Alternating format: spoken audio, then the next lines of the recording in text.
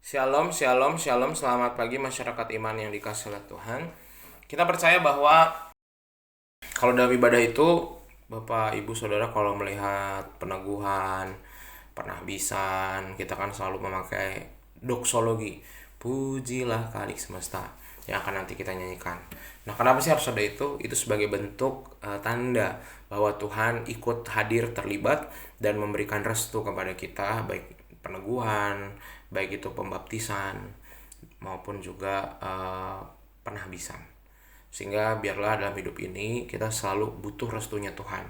Kita nggak bisa melakukan segala sesuatu semau kita. Biasanya kalau kita lakukan tanpa restu Tuhan dan seego kita aja, maka biasanya berjalan sih berjalan tapi tidak akan berhasil dengan baik. Mari bersama-sama kita awali dengan memujikan doksologi Kidung Jemaat 303, Kidung Jemaat 303, Pujilah Khalik semesta. Kidung Jemaat 303, Pujilah Khalik semesta.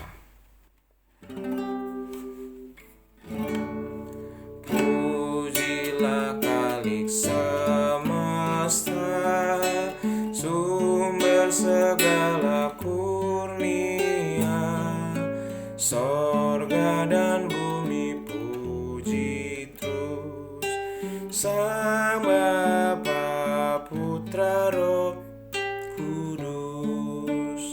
Amin. Mari kita berdoa. Ya Tuhan, kami percaya bahwa kehadiran Tuhan dalam hidup kami sangat penting.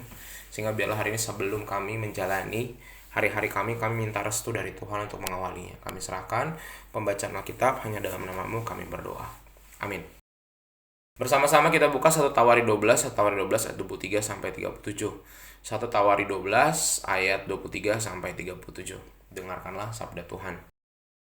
Inilah jumlah pasukan bersenjata untuk berperang yang datang kepada Daud di Hebron untuk menyerahkan jabatan raja daripada Saul kepada Daud, sesuai dengan titah Tuhan. Bani Yehuda yang mengangkat perisai dan tombak ada 6.800 orang yang siap untuk berperang. Dari Bani Simeon, pahlawan-pahlawan yang gagah perkasa untuk berperang ada 7.100 orang. Dari Bani Lewi ada 4.600 orang. Ditambah dengan Yoyada, pemimpin kaum Harun, dan bersama-sama dia ada 3.700 orang. Selanjutnya Zadok, seorang pahlawan muda yang gagah perkasa dengan 22 orang pemimpin di puaknya.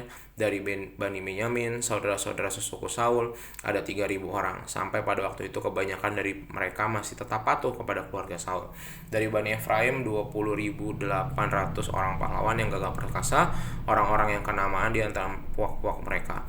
Dari suku Manasye, suku yang setengah itu ada 18.000 yang ditunjuk dengan disebut namanya untuk pergi mengangkat Daud menjadi raja. Dari Bani Isakar, orang-orang yang mempunyai pengertian tentang saat-saat yang baik, sehingga mereka mengetahui apa yang harus diperbuat orang Israel, 200 orang kepala dengan segala saudara sesukunya yang dibawa perintah mereka.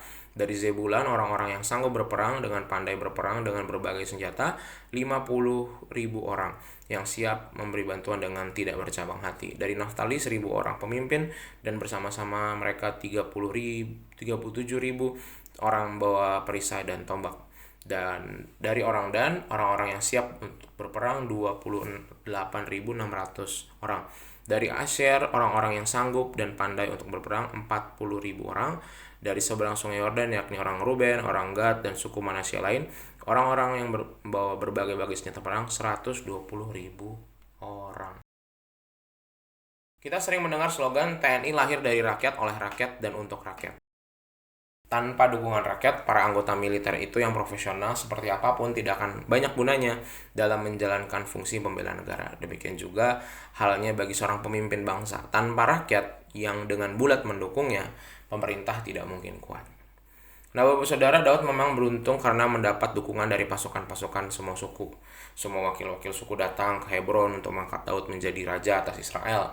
Yang unik dan berharga, masing-masing pasukan dari berbagai suku memiliki keahlian militer yang beragam. Ada yang ahli strategi perang seperti Isakar, ada yang menggunakan senjata seperti Zebulun, Ruben, Gad, dan Manasye, ada yang spesial yang menggunakan tombak dan perisai seperti suku Yehuda dan Naftali. Suku-suku lain gagah berani yang sanggup berperang, dan yang lebih penting dari semua kalian itulah ketulusan mereka. Motivasi mereka tidak perlu dilakukan lagi.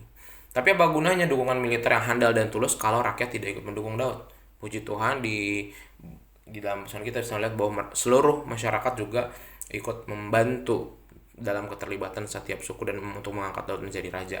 Ini berarti dukungan bulat dari rakyat. Rakyat mengenali Daud sebagai orang yang diurapi Tuhan, bukan hanya menggantikan Saul, tetapi memimpin mereka menjadi bangsa yang besar.